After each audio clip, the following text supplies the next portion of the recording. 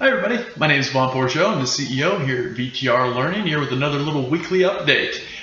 For those of you that have been following us, we've been talking a lot about leadership in the past several weeks, and last week we kind of wrapped that up, and I figured this week we could move on to talking about some business strategies. And what better way to start than with the intangible element of business strategies, and that is the concept of creating a culture within an organization, being not so bottom line driven, albeit bottom line the net income is extremely important, but there are multiple ways to go about getting there, and sometimes getting the best bottom line might require a gambit of sorts in the interim, where you might see subpar net income for whether that could be monthly, quarterly, even annual returns. However, if there is a bigger picture in mind, such as unifying a team,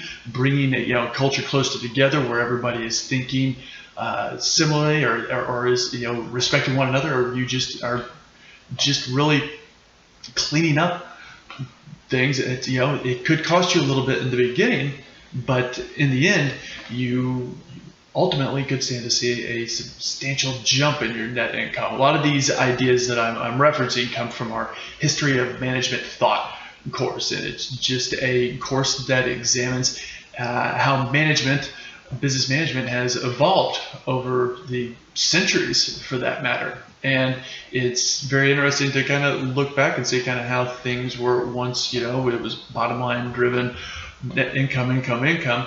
But as we've moved more into the information age, there's another way to succeed, and that is to really build a culture where people want to be a part of, where people aren't so your employees aren't so money driven, but are culture driven, but are want to promote the business they're working for, because the business they're working for shares the same values that they do, and they want that them to succeed for no other reason than that they are trying to change the world.